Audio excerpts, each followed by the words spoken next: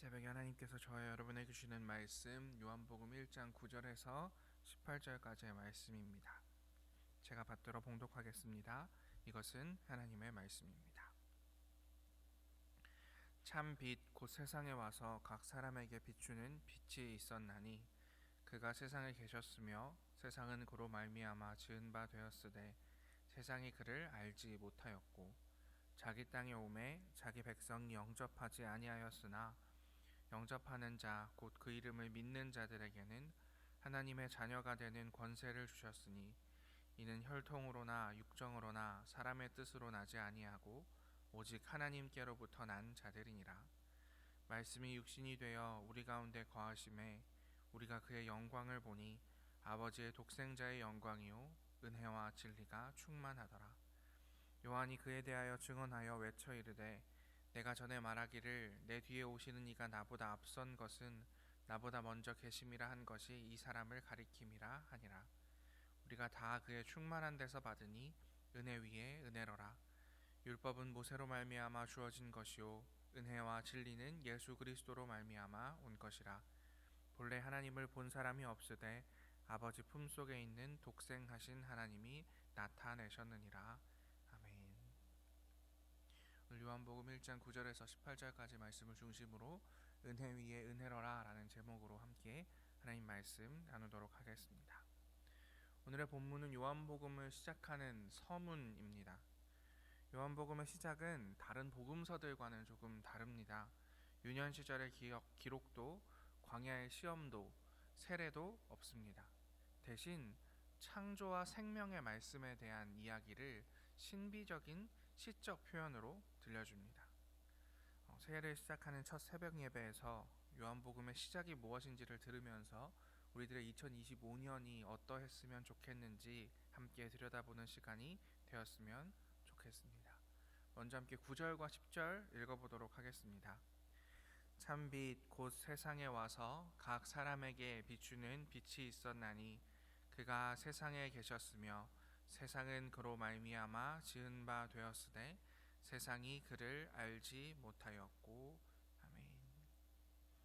요한복음은 예수 그리스도를 빛으로 묘사합니다. 그리고 이 빛이 세상에 오셨다라고 말합니다. 세상 이 단어가 반복되고 있습니다. 이 요한복음에서는 세상, 헬라어로는 코스모스라는 단어가 78번 등장하는데 이는 공관복음서 전체에서의 15번보다 훨씬 많습니다. 여러분들도 요한복음에 등장하는 세상이라는 단어의 예시를 잘 알고 계십니다. 혹시 여러분들이 알고 계시는 요한복음 중에서 세상이 나오는 구절을 기억이 나시나요? 네, 몇몇 분들은 알고 계신 것 같습니다. 아마도 우리 교인들 사이에 가장 유명한 구절인 요한복음 3장 16절입니다. 하나님이 세상을 사랑하사라고 이야기하고 있습니다. 요한 공동체는 예수께서 세상에 계셨다라는 이 이야기를 굉장히 강조하고 있습니다. 요한 공동체가 묘사하는 세상은 어떤 곳일까요? 먼저 오늘 본문 지금 떠있는 10절을 보면 그곳은 무지의 장소입니다. 예수께서 세상에 오셨으나 세상이 그를 알지 못한다 라고 말합니다. 이뿐 아닙니다. 16장 33절에서는 세상에서는 너희가 환난을 당하나 담대하라 내가 세상을 이기었노라. 성도들에게 환난을 주는 핍박의 장소로 세상을 표현하고 있습니다. 그뿐입니까? 요한복음 15장 19절입니다. 우리 15장 19절을 함께 읽어보겠습니다. 너희가 세상에 속하였으면 세상이 자기의 것을 사랑할 것이나 너희는 세상에 속한 자가 아니요 도리어 내가 너희를 세상에서 택하였기 때문에 세상이 너희를 미워하느니라. 아멘. 세상은 성도들을 미워하는 곳으로 표현되고 있습니다. 이렇게 살펴보면 우리는 세상에 대한 부정적인 이미지를 가져야 할 것 같습니다. 하지만 요한복음은 우리를 세상과 대치되는 삶으로 인도하지 않습니다. 예수께서 세상에서 하신 일들에 대해 적극적으로 말하고 있기 때문입니다. 요한복음 3장 17절에서는 이렇게 말합니다. 하나님께서 아들을 세상에 보내신 것은 세상을 심판하려는 것이 아니라 아들을 통하여 세상을 구원하시려는 것이다. 예수께서 이 땅에 오셔서 세상에 계시는 이유, 예수께서 천상의 하늘에 머무시지 않고 이 땅에 오셔서 우리와 함께 발 디디시며 이곳에서 숨쉬셨던 이유는 세상을 구원하기 위해서다라고 요한복음은 말하고 있습니다. 그뿐 아닙니다. 18장 37절 말씀인데요. 전반절 말씀 함께 읽어보겠습니다. 이를 위하여 세상에 왔나니 곧 진리에 대하여 증언하러 함이로라. 무릇 진리에 속한 자는 내 음성을 듣느니라 하신대. 아멘. 빌라도의 법정 앞에서 예수께서는 자신의 소명이 진리를 증언하기 위해서다라고 말씀하고 계십니다.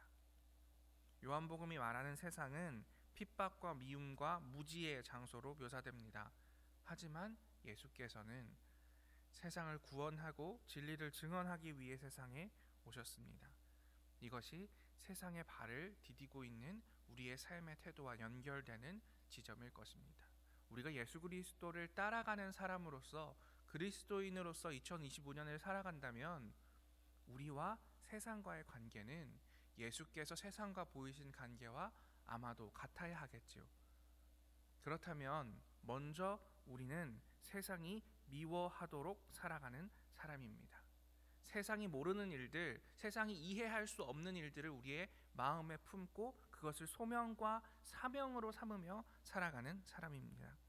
그렇지만 우리가 낙심하지 않는 이유는 예수께서 우리와 함께 이 땅을 디디며 살아내셨고 결국 십자가를 통해서 구원을 이루셨으며 그를 통해 진정한 진리가 무엇인지 우리는 알고 있기 때문입니다. 그런데 혹시나 우리의 삶이 세상이 사랑하는 권력과 부를 사랑하고 세상이 밝히 아는 것들을 말하고 교인의 구원, 믿는 사람의 구원을 다른 진리에서 찾고 있지는 않는지 생각해 보았으면 좋겠습니다. 교회가 모이면 우리가 이야기해야 하는 것들은 세상이 우리를 미워할 만한 일, 세상이 우리를 오해할 만한 일, 그것이 우리 가운데 대화여야 할 것입니다. 그것이 그리스도인들이 모이면 일어나야 하는 일이고 그것이 그리스도인으로서 살아가면 겪게 되어야 하는 일입니다. 그런데 혹여나 우리들이 함께 모여서 이야기하고 있는데 세상이 기뻐할 만한 일, 세상이 환영할 만한 일, 세상의 지혜와 지식 그것으로만 우리의 삶을 채우고 있다면 그것은 예수와 세상이 보이신 관계와는 다른 삶이 아닐까요? 교회는 신비의 공동체입니다. 신비는 무엇입니까? 모두가 어렴풋이 알고 있지만 그것을 제대로 행하는 사람이 없어서 너무나 희귀해져 버린 것, 그것이 신비입니다. 다른 일을 위해서 희생한 것은 아름답다. 나의 것을 나누는 것이 모두를 유익하게 하는 일이다. 이 관념들을 모르는 사람은 없습니다. 하지만 그것을 실천하는 이는 없습니다. 그러나 이 땅에 오신 예수는 그렇게 하셨습니다. 이 땅에 오심으로 자신의 모든 것을 내려놓음을 증명했고 십자가의 달림으로 온 우주를 위해 희생했습니다. 우리에게도 그와 같이 살 수 있는 길을 여셨습니다. 신비는 뭔가 대단한 것을 보고 보지 못하는 것을 보고 듣지 못하는 것을 듣는 그것을 이야기하지 않습니다. 신비는 모두가 어렴풋이 알고 있지만 그것을 행하는 사람이 너무나도 적어 희귀해져 버린 것. 그래서 신의 형상을 품은 예수께서 이 땅에 오셔서야 비로소 할 수 있었던 것, 그것이 신비입니다. 예수의 낮아지심, 예수의 십자가, 그것을 이제 모두가 알고 있습니다. 사실 세상 사람들 거의 전부가 예수 그리스도께서 하신 일에 대해서, 예수 그리스도의 십자가에 대해서 알고 있다고 해도 과언이 아닙니다. 하지만 여전히 그것을 행하는 사람이 없어서 너무나 희귀합니다. 그렇기 때문에 이 신비를 행하는 공동체로 우리 아름다운 교회의 방향이 맞춰지기를 바랍니다. 그 신비를 살아가기 위해서 모여서 그 신비를 살아낼 때에 우리는 진정한 교회가 되는 것이고, 진정 예수께서 이 땅에 오셔서 세상에 행하신 일들, 진리를 선포하고 새로운 삶을 이 세상에 보이고 이 땅의 구원이 무엇인지 알려주는 일을 우리가 할 수 있게 되는 것이기 때문입니다. 이 신비를 행하기로 다짐하는 삶, 이것이 우리의 2025년이 되기를 간절히 복빕니다. 그런데 신비의 공동체로 살아가는 것, 예수 그리스도의 신비를 따라 살아가는 것 쉽지 않습니다. 막막합니다. 어떻게 해야 신비의 삶을 살아갈 수 있을까요? 요한복음 1장 16절 17절 말씀 함께 읽어보겠습니다. 우리가 다 그의 충만한 데서 받으니 은혜 위에 은혜로라. 율법은 모세로 말미암아 주어진 것이요 은혜와 진리는 예수 그리스도로 말미암아 온 것이라. 아멘. 요한 공동체는 이 신비를 살아가는 것, 예수 그리스도처럼 사는 것, 우리의 힘으로 할 수 없다는 것을 인정합니다. 그래서 우리가 기댈 곳은 예수 그리스도의 충만함이다라고 이야기하고 있습니다. 신비를 살아가는 것, 우리의 힘으로는 할 수 없지만 그것을 충분히 해내시는, 넉넉히 이기시는 예수 그리스도께 도움을 받자라고 말합니다. 우리는 우리의 최선을 다하고 우리의 힘으로 할 수 없는, 메워지지 않는 부분은 예수 그리스도의 충만한 데서 받자라고 이야기합니다. 그리고 그것이 은혜 위에 은혜러라 라고 말하고 있습니다. 우리가 2025년에 구해야 할 은혜가 이것이라고 저는 믿습니다. 2025년에 우리는 신비를 살아갑시다. 세상에 발을 딛고 살아가지만 예수께서 보이신 그 신비를 향해서 매일매일 걸어갑시다.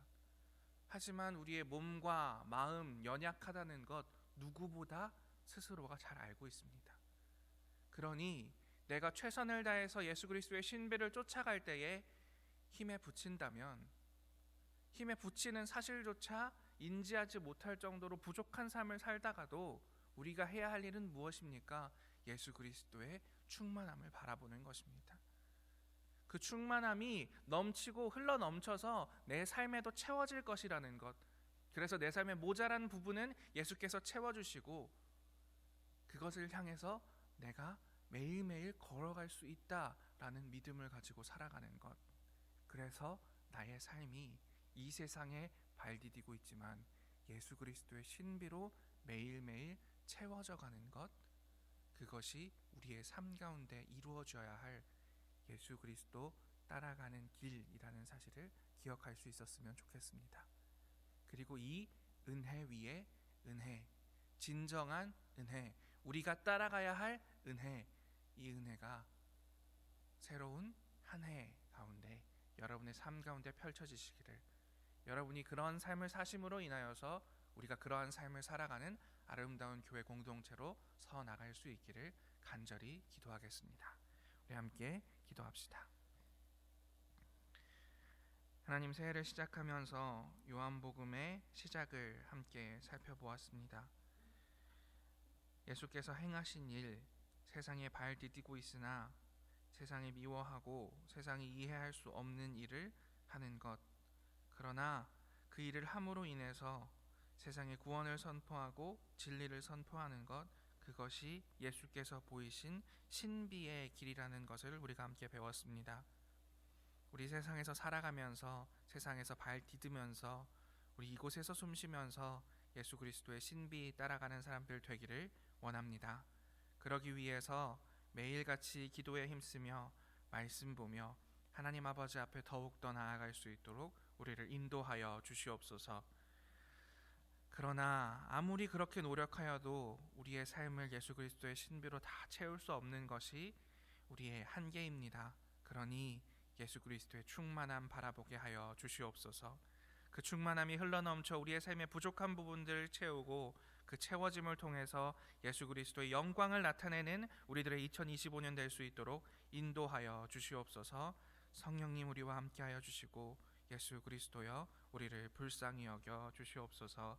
모든 말씀 예수님 이름으로 기도합니다. 아멘.